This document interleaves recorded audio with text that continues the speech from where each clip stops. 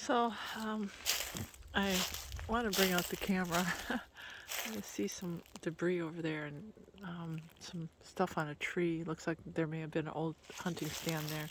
I'm in Alabama. I'm in Alabama, and I'm taking a walk. And you know me, right? Starry's Adventures. I'm in like the woods of Alabama. And I don't know if you remember where was Deliverance? Remember the movie Deliverance with what's his name?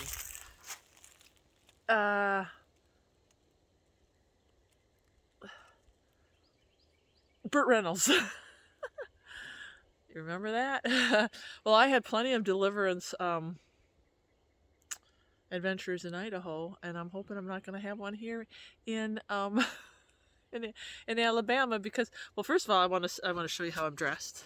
You know, because this is me. This is not my hiking apparel. So you know, this is what I wear. I'm modest, right? Modesty, and it would be kind of funny if someone from the Bayou found me. And this is my hiking apparel. They'd probably be thinking, "What is this woman doing? What is she doing in the woods with a a sweater on, a blue skirt? At least I got tennis shoes on." But anyway, I just arrived here at Uchee Pines, and hang on.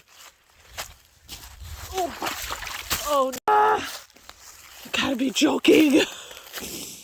Oh, I hate that. Oh, that's a bummer. But look at this. What is up with this tree? Oh, there's ribbon around it. Oh, there's a hunting stand up there. Oh, that is so weird. Look at that. Oh, I think I'm on maybe somebody's land. I can't believe there's a hunting stand there. This is getting spooky. Who could hunt? Look at this. I want to show you this. What are they hunting for? Now I feel like there might be some booby traps around here. Oh, look at that. He's got his climbing sticks and everything. That's crazy. How the heck could he even get anything through all this brush? Okay. So, wow, this just reminds me of Idaho. I better try to go back from where I started from. But I'm at Uchee Pines. I'm actually in Alabama, so let me explain this. Seale, Alabama is right next to Phoenix, Georgia, and Columbus, Georgia, and they've got a big base here, Army base. So there's a lot of Army families here, and a lot of home folk here too. And as soon, oh, what's this? That's a rock. As soon as I got here, I'm just like, I love this place. I love it. I was asking the guy, because it's so beautiful here. Like, this is the place you need to be in the winter time. Because it's like, you know, I'm up dead of winter. Look at what I have on. Look at this, right? I mean, like, they're like, oh, it's cold today. I'm like, cold? This is like, it's just beautiful. So I don't know if any of you've ever been. So I don't know if any of you have been to Alabama or live in Alabama. He says the guy who picked me up, Duthier, I think his name is. He says he's from New York, but he says, yeah, it gets really, really hot. But he says you get used to the heat.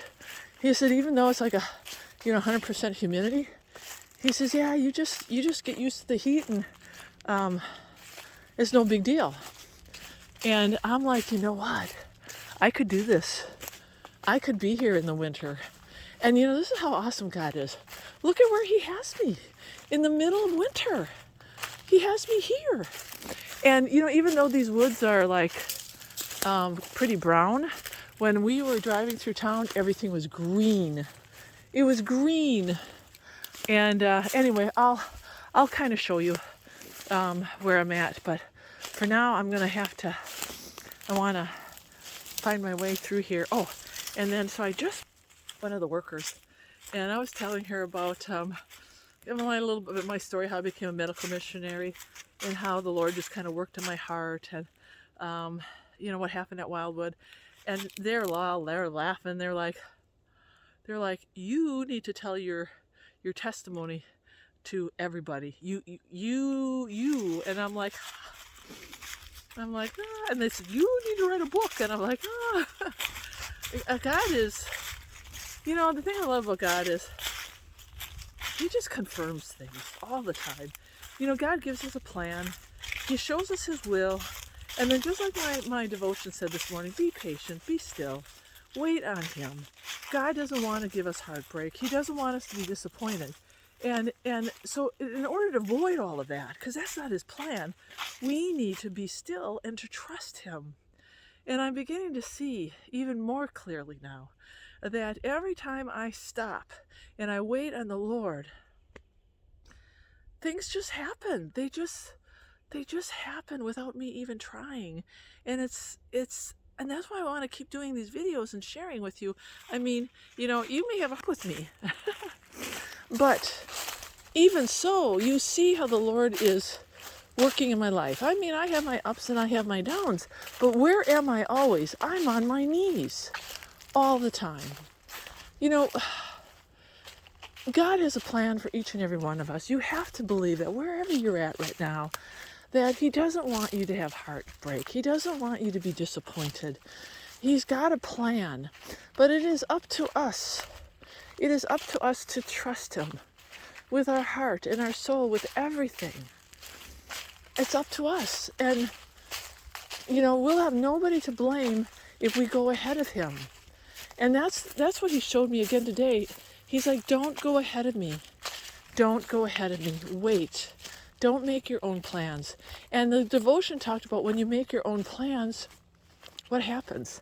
I know. I listed all the things that I had planned out when I came out to Wildwood. I had this planned out. I had that planned out. I had everything planned out. And everything fell through. Everything fell through. When we went out to Idaho, everything was planned out. And everything fell through. When you don't commit your ways to the Lord, what is he going to do? What is he going to do? What does he do with that?